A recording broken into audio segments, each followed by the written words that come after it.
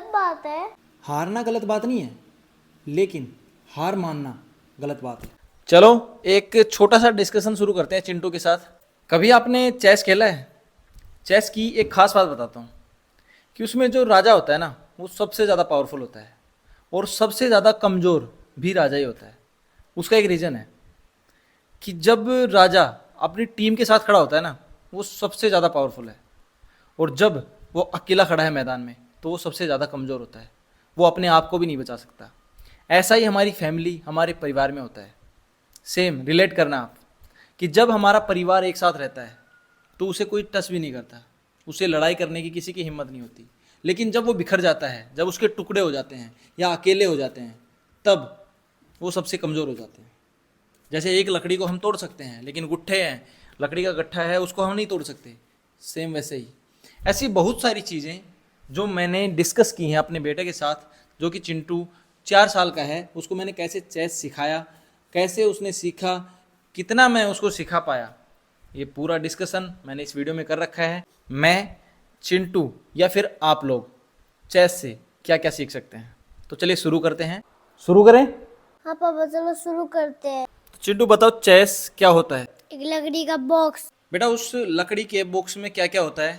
2 राजा और उनकी टीम। बेटा आपकी और मेरी दोनों की जो टीमें हैं ना, उन टीमों के टोटल प्लेयर कितने होते हैं? पापा आपकी टीम में 16, मेरी टीम में 16, दोनों को मिलाकर 32। जो आपकी टीम में 16 प्लेयर हैं, वो कौन कौन से हैं? उसमें एक राजा है और एक रानी, 2 ऊंट, 2 घोड़े और 2 हाथी, सामने 8 सिपाही। अच्छा एक बात बताओ, हम चेस क्यों खेलते हैं? क्योंकि दिमाग का खेल है। ब्लैक राजा व्हाइट को रहेगा और व्हाइट राजा ब्लैक को रहेगा, या फिर मैं आपको रहूंगा और आप मेरे को रहोगे।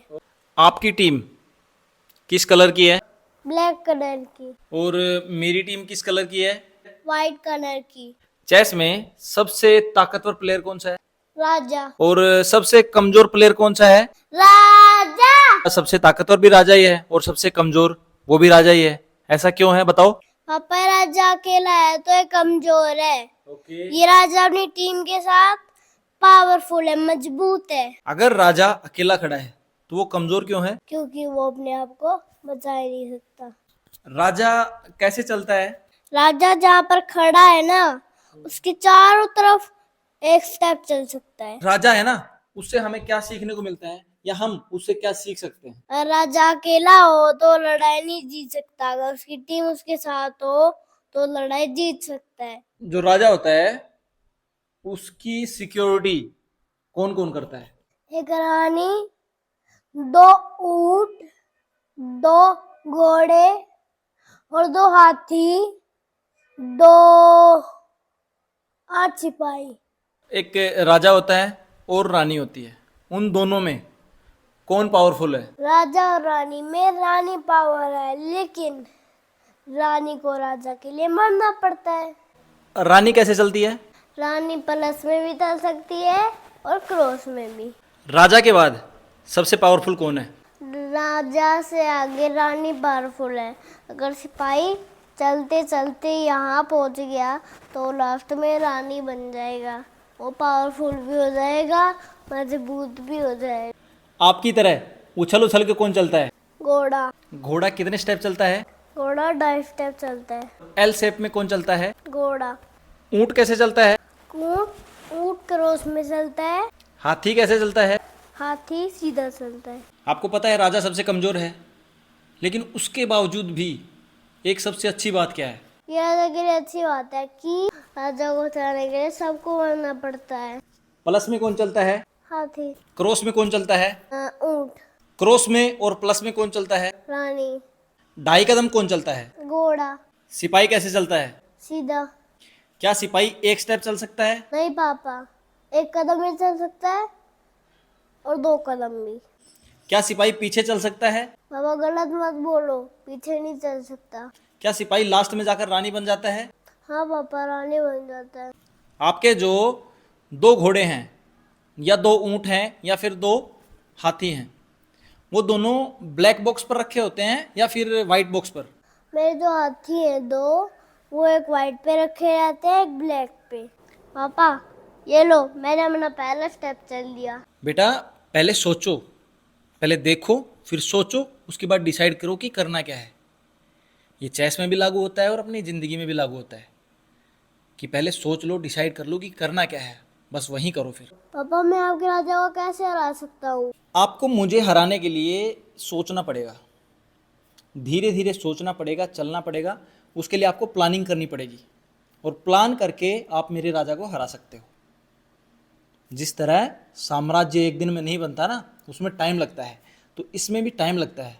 पहले सोचो, फिर देखो, सामने वाले की चाल समझो, उसके बाद अपनी चाल चलो, आप हरा दोगे मेरे राजा को। अगर मैं हार गया तो?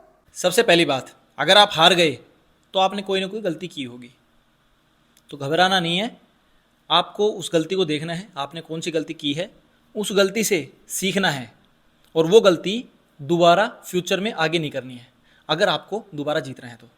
और अगर हार गए तो अपना मोटिवेशन डाउन नहीं करना है, एक नए सिरे से गेम को शुरू करना है, कुछ नई चीज़ें सीखना है और फिर कोई भी फील्ड हो उसके अंदर आना है और पूरी तैयारी के साथ फिर से जुट जाना है, आप जीत जाओगे। पापा मुझे तो कोई रास्ता ही नजर नहीं आ रहा। आपको रास्ता नज़र नहीं आ रहा? आप पहले एक स्टेप तो चलो।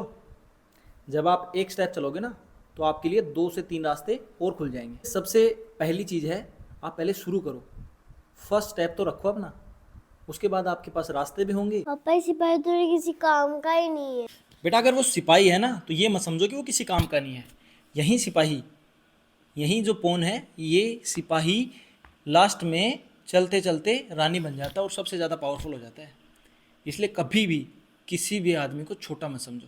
अगर कोई भी मेरा प्लेयर मारता है ना, तो मुझे बहुत गुस्सा है।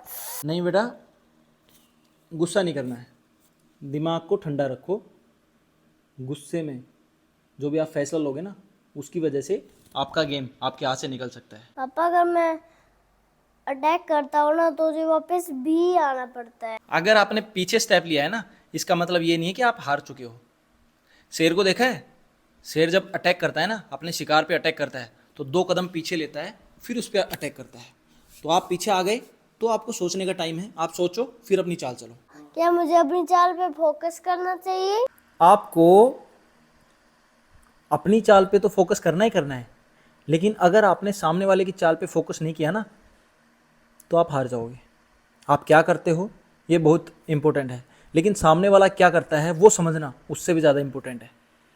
वो कहाँ पे अटैक करने वाला है, कहाँ पे चाल चलने वाला है, वो आपको ज़रूर देखना है, तभी आप गेम में बने रहोगे, वरना हार जाओगे। मैं कभी कभी इसमें गलती कर देता हूँ। आप गलती कर देते हो, कोई नहीं, अच्छी बात है, गलती करते हो, उस गलती से सीखते हो, लेकिन सेम गलती को बार बार नहीं करना है। पापा क्या मैं अपनी गलत चाल से हार सकता हूँ? आपकी एक चाल, गलत चाल आपको मैच हरा सकती है और एक सही चाल आपको मैच जिता सकती है। क्या मुझे पूरी तैयारी से चेस खेलना चाहिए? आपने कभी किसी सोल्जर को देखा है? अगर आपने देखा होगा किसी सोल्जर को, तो क्या करता है? अगर पूरे देश में कभी भारत में कहीं पे अटैक हो जाता है, तो सबसे पहले वो क्या करता है? नहीं, सीधा जाके ही वहाँ पे वो नहीं सोचता ना कि मैं सीधा जाके सबको बचा लूँगा, नहीं सोचते ना। अगर कहीं पे अटैक हुआ है तो सबसे पहले क्या करते हैं? प्लानिंग बनाते हैं कि कितने आदमी हैं, कौन सी जगह है, क्या टाइम है, सब कुछ देखते हैं ना। फिर खुद की तैयारी करते हैं कि हमें क्या चाहिए, हमें हवा से जाना है या ज़मीन से जाना है या पानी से जाना है, कहाँ पे अटैक हुआ है, कितने आदमी हैं, हमें क्या क्या चाहिए, गोली चाहिए, बंदूक चाहिए, तोप चाहिए, सब चाहिए, गाड़ी चाहिए, कौन कौन सी गाड़ी चाहिए, बुलेट प्रूफ रॉकेट चाहिए, सब कुछ चाहिए ना। पूरी प्लानिंग के साथ जाते हैं ना। कभी किसी दूसरे देश के साथ अगर लड़ाई हो जाती है तो क्या करते हैं? वो एकदम से तो नहीं जाते ना कि भाई ऐसे ही अगर सुना कि लड़ाई हो गई हम भाग लिए, ऐसा नहीं होता ना। हम क्या करते हैं? सबसे पहले पूरी तैयारी करते हैं, तब जाके कोई भी लड़ाई जीती जाती है। बिना लड़ाई, बिना तैयारी के कोई भी लड़ाई नहीं जीती जाती। इसलिए हमेशा अगर इस चेस में भी अगर आप बने रहना चाहते हो, तो पहले पूरी प्लानिंग के साथ, वो भी माइंड में, क्योंकि ये माइंड का गेम है, ठीक है। तो पूरी प्लानिंग के साथ मैदान में उतरो, जब भी उतरो। क्या हार जाना गलत बात है? हारना गलत बात नहीं है, लेकिन हार मानना गलत बात है। आप हार गए, कोई बात नहीं है। आप बार बार हार रहे हो, मतलब कुछ नया सीख रहे हो। लेकिन हार ही मान लिया आपने तो वो बिल्कुल गलत है। आप जितनी बार हारे हो, अगर उस हार से आपने कुछ नहीं सीखा तो वो गलत बात है। पापा, मुझे अटैक करना चाहिए, खुद को पहले बचाना चाहिए। आप अपने राजा को सेफ रखो, डिफेंसिव खेलो शुरू में, उसके बाद अटैक करो, ठीक है। जब तक आपका राजा सेफ रहेगा आप अटैक कर सकते हो, लेकिन अगर आपका खुद का राजा का डिफेंस अच्छा नहीं होगा ना तो आप पे अटैक हो सकता है। आप चलने में कभी कभी बहुत टाइम ले लेते हो। बेटा टाइम तो लेना पड़ेगा ना, ये दिमाग का खेल है, और अगर सोच समझ कर नहीं चलूँगा तो मैं आपसे हार जाऊँगा, और मैं नहीं चाहता कि मैं मेरे बेटे से हार जाऊँ, ठीक है। हमेशा आप जीतते हो, मैं क्यों नहीं जीतता? अभी बेटा आपकी लर्निंग स्टेज है, अभी आप सीख रहे हो। सीखते सीखते, गलतियाँ करते करते, कुछ नया सीखते सीखते आप धीरे धीरे आगे बढ़ोगे, फिर आप अपनी स्किल पे काम करोगे। जब आपकी स्किल परफेक्ट हो जाएगी, इसमें आप इतना सोच लोगे कि अगर मैंने एक चाल चली है, आप अगली 3 चाल सोच जाओगे ना, तो आप समझो कि मुझे हरा सकते हो। तब तक आप हारोगे, लेकिन जब तक हारते रहोगे कुछ ना कुछ सीखते रहोगे। पापा, मैं आपको नहीं हरा सकता, बहुत अच्छा खेलते हो। सबसे गलत बात यही लगी आपकी। मैं अच्छा खेल रहा हूँ, बहुत अच्छी बात है, लेकिन आप मुझे नहीं हरा सकते। हेलो, मैं आपसे बात कर रहा हूँ, आप मुझे नहीं हरा सकते। क्यों नहीं हरा सकते? जब आप खुद पर विश्वास नहीं करोगे तो कैसे हरा पाओगे? इसके ऊपर आप जितना प्रैक्टिस करोगे ना, उतना ही आपकी स्किल में इम्प्रूवमेंट होता जाएगा, आप मुझे हरा सकते हो। लेकिन उससे पहले आपको खुद पर विश्वास करना पड़ेगा, ठीक है।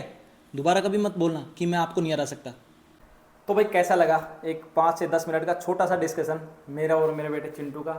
आपको मतलब आपको क्या लगता है कितना मैंने सिखाया होगा इसको, और कितना टाइम लगा होगा? 6 महीने लग गए होंगे इसको सिखाने में, और काफ़ी टाइम लगा है। अभी भी थोड़ा सा जो स्किल है ना वो नहीं आई है, लेकिन फिर भी ये डिस्कशन आपको कैसा लगा प्लीज़ एक कमेंट करके ज़रूर बताएं। और अगर कोई सवाल जवाब रह गए हों तो आप कमेंट में ज़रूर पूछ सकते हैं कि भाई ये कवर नहीं किया है। जितना मुझे पता था उतना मैंने इसे बताया है, इसे गाइड किया है, इसे सिखाया है। बाकी आप लोग वीडियो देखकर बता देंगे कि ये वीडियो कितनी अच्छी है। चल, अरे ये क्या है? अच्छा, दिल भी बनाना होता है क्या? शर्मा क्यों रहा? आ गया अब? ठीक है, बाय कर दे।